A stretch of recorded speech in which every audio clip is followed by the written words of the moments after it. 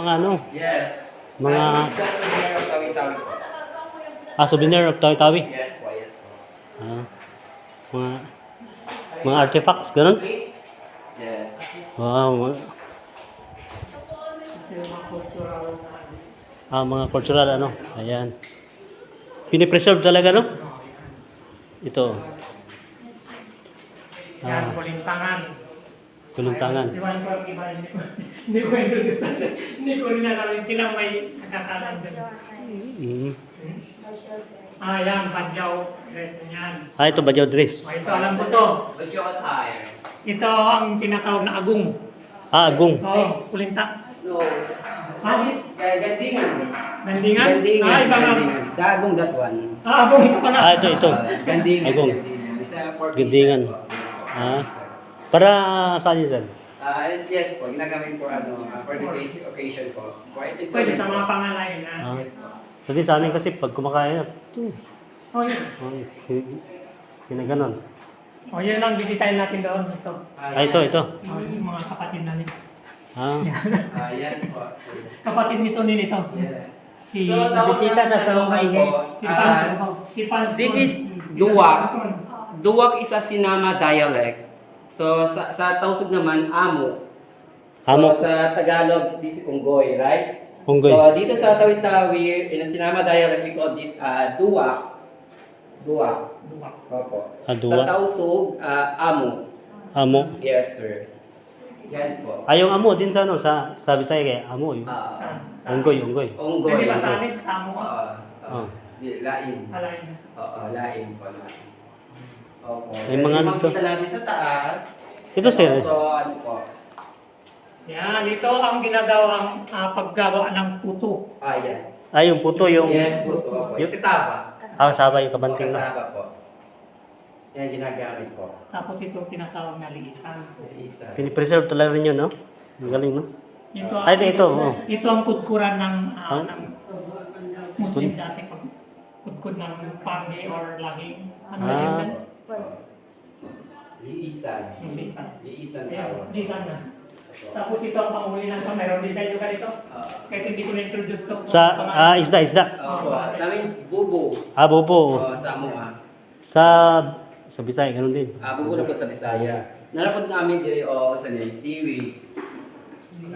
Seaweeds. Lagat po. Kasi Tawi-Tawi po is the capital seaweeds in the Philippines po. May mga ano sila. Opo. So in terms of municipality po, if you are visiting municipality of Sitangkay, so the Sitangkay po is known as the capital seaweeds farming in Tawi-Tawi. That is Sitangkay municipality. So it takes you 2 hours travel visiting their site if you're gonna ride fast craft, the Waikiki. Opo. Kapag regular boat, if you're riding lancha, it takes you 3 to 4 hours.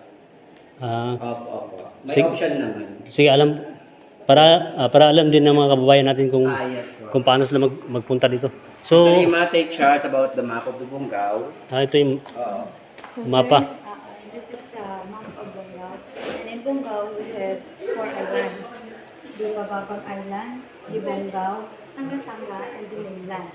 And it has 35 barangays overall. In Bababag, 3 barangays. Bungaw, 10 barangays. In Sanga-Sanga, 11 barangays. And the mainland, also 11 barangays. And here are the things to do in Bungaw. As you can see, first, visit the biggest mosque in Tawi-Tawi. This is at the Masjid Raya, the Central Mosque. Pagkita na pa, sir? May masjid doon sa Pahu. hindi pa po. Yes. Next, climb up the highest peak of Bungaw. Yan na po, sir, yung Bungaw. Yes. Ayun dito, no? Yan, sir. Yung climb. Watch the breathtaking sunset on the Sangha Bridge. Yung Baywalk, sir. Yan sa Sangha. Yung bibok ko. Yes. And next, admire the beautiful view from the top of provincial capital, the Tawi-Tawi provincial capital dun sa Tubig. Witness the intricate process of tepang mat weaving. Ito sir yung ano doon sa Luk Bangka Badyaw Village. Sila yung mga gumagawa ng mga tepo or mat weaving village. Doon sa Barangay Pag-asa, sir. Explore the central public market. Doon sa Bungaw Public Market. Dadaan natin sa sa public market. Yung traffic. Kudak Castilla or Spanish Elevator. Sa Pag-asa din, sir, nakatagpuan ko, sir. By some dry fish. Kami spears eh. Kung gusto mo bilhin ng mga dry fish doon. Sa Spear, napunta mo. Pero dito, hindi pa ako napunta. Sa pag-asa ko sir. Hindi pa tayo pupunta dito. Sa Taste, sabi ko ng bambang sudan sa kayo. May mga ano din dito sir. Inuman. Ay, naman. Oo. Matitikman yung mga iba't ibang delicacies ng tayo-tayo dito sa bambang sudan ko. Yes, may mga delicacies kami doon sir. Like mga panganan, doon sir. Road trip at University of Pakyas, yung bagong bridge doon O sir. yun. Yung-introduce ko sa'yo. Oo. Yung bagong bridge. David School of Jackson Seafarers at Bulacan. Doon sir sa Bulacan. May lagi klase po. Yung nagpunta doon kayo. Ay, Kailangan mga 1 week pa tayo dito para malibot natin lahat. medyo malayo-layo sir. Tayo.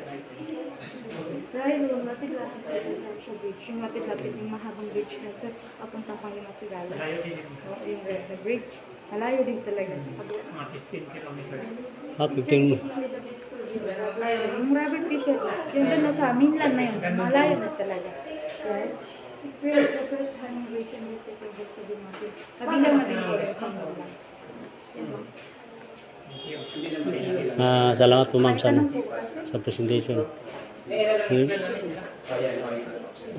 Wala na po. Yan sir, kung gusto nyo makakita ng mga souvenirs namin.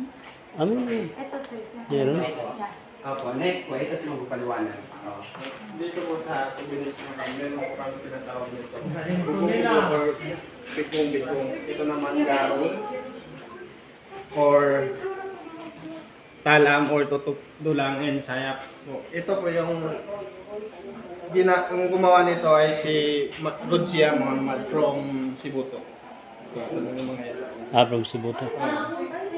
While naman ito naman yung lepa-lepa. Ito yung sinaunang bangka ng mga sinama dilaw. Ginagamit nila para pangkuhanan ng isda at ginagamit din para pagtulugan.